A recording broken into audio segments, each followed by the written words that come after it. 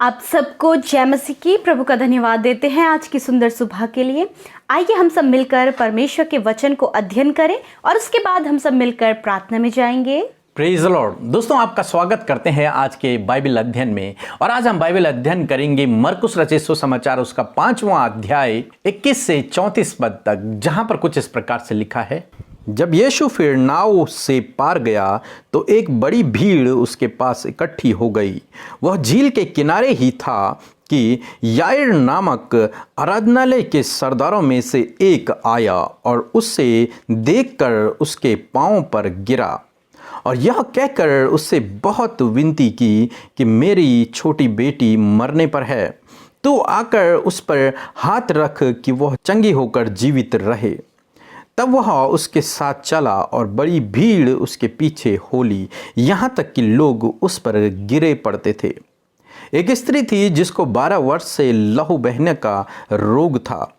उसने बहुत वैद्यों से बड़ा दुख उठाया और अपना सब माल व्यय करने पर भी उसे कुछ लाभ न हुआ, परंतु और भी रोगी हो गई। वह यीशु की चर्चा सुनकर भीड़ में उसके पीछे से आई और उसके वस्त्रों को छू लिया, क्योंकि वह कहती थी कि यदि मैं उसके वस्त्र ही को छू लूंगी तो चंगी हो जाऊंगी। और तुरंत उसका लहू बहना बंद हो गया और उसने अपनी देह में जान लिया कि मैं उस बीमारी से अच्छी हो गई हूँ। यीशु ने तुरंत अपने में जान लिया कि मुझ में सामर्थ्य निकली है और भीड़ में पीछे मुड़कर पूछा, मेरा वस्त्र किसने छुआ? उसके चेलों ने उससे कहा, तू देखता है कि भीड़ तुझ पर गिरी पड़ती है और तू कहता है कि किसने मुझे छुआ? तब उसने उसे देखने के लिए जिसने यह काम किया था चारों ओर दृष्टि की। तब वह स्त्री यह जानकर कि मेरी कैसी भलाई हुई है, डरती और कांपती हुई उसके पांव पर गिरकर उससे सब हाल सच सच कह दिया।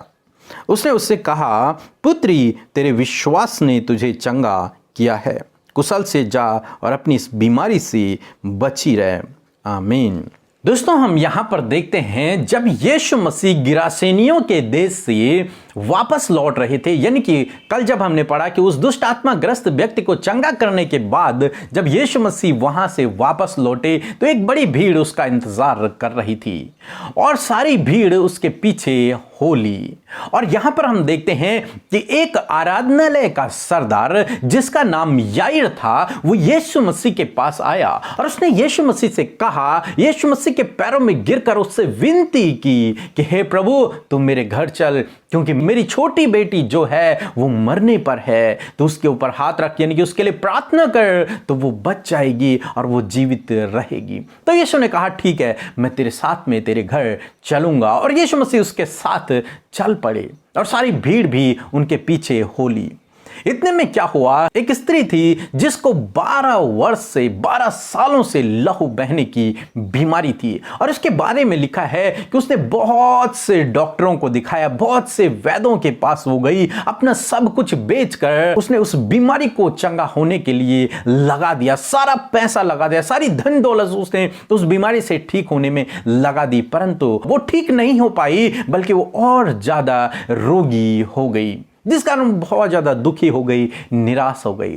और व्यवस्था के अनुसार उस स्त्री को अशुद्ध माना जाता था, परमेश्वर के मंदिर में प्रवेश नहीं कर सकती थी, या फिर परमेश्वर के जो पवित्र लोग थे उनके सामने भी नहीं जा सकती थी, वो पब्लिक में नहीं रह सकती थी। और एक बार ऐसा हुआ जब उस स्त्री ने सुना कि यीशु इस रास्ते से होकर जा रहे हैं और यीशु मसीह तो अद्भुत आश्चर्य कर्मों को करते हैं, बीमारों को चंगा करते हैं, जब उसने यीशु की चर्चा को सुना तो उसने अपने मन में ये विश्वास को पैदा किया, यदि मैं उसके वस्त्र के छोर को ही छू लूंगी तो मैं चंगी हो जाऊंगी, मैं निश्चय चंगी हो जाऊंगी। और उसने अपने अंदर इस ढाढ़स को बंधाया, इस विश्वास को जगाया और वो चल पड़ी यीशु मसीह से मिलने के लिए, यीशु मसीह के उस वस्त्र को छूने के लिए। उसने किसी बात की परवाह न की, ये न सोचा कि लोग मुझे मारेंगे, लोग मुझे भगाएंगे, लोग मुझे यीशु से मिलने न देंगे, या फिर यीशु मसीह मुझे टच नहीं करेंगे, यीशु मसीह क्या पता मुझे छुए भी नहीं क्योंकि मैं तो अशुद्ध हूं। उसने इन सब बातों की परवाह न करते हुए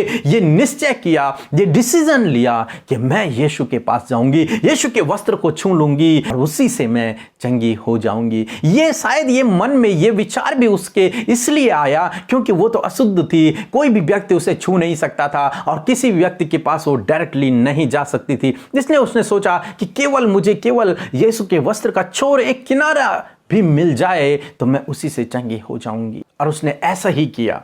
वो यीशु के पीछे गई और उसने भीड़ में उसके वस्त्र के छोर को छू लिया और यीशु को इस बात का पता चल गया। क्यों? क्योंकि उसने विश्वास से छुआ।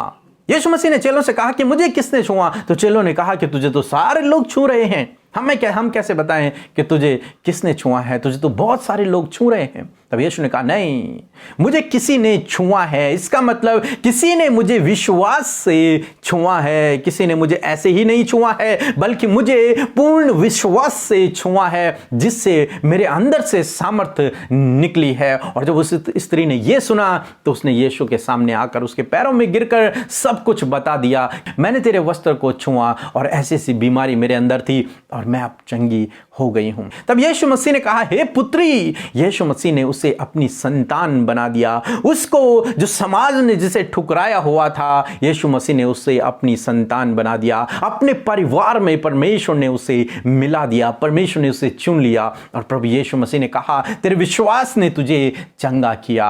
न केवल शारीरिक चंगाई बल्कि उसे आत्मिक चंगाई भी यीशु मसीह ने दी। वो आत्मिक रूप से भी चंगी हो गई, यानी कि उसके सारे गुनाह भी क्षमा हो गए। उसके विश्वास ने उसे चंगा कर दिया। दोस्तों, आज मैं आपसे भी कहना चाहूंगा, यदि आप भी इस स्त्री की तरह हैं जो बीमारियों में, परेशानियों में, विपत्तियों में, संकटों में अपने जीवन को व्यतीत कर रहे हैं, तो आपको भी चाहिए आप अपने अंदर इस विश्वास को पैदा करें कि यदि मैं यीशु से प्रार्थना करूंगी तो मैं उसी समय चंगी हो जाऊंगी, या फिर मैं उस समस्या से बाहर निकल आऊंगी। हो सकता है आपने अपना सब कुछ लगा दिया हो उस बीमारी से चंगा होने के लिए, उस समस्या से छुटकारा पाने के लिए, परंतु ऐसा नहीं हुआ। तो आपको चाहिए आप यीशु के पास आएं, उससे प्रार्थना करें, वो आपको छुटकारा देगा उस समस्या से भी और उस बीमारी से भी। तब चाहे वो कितनी ही लंबी क्यों ना हो, तब चाहे वो 12 साल से हो या फिर 24 सालों से, परंतु यदि आप विश्वास से यीशु के पास आएंगे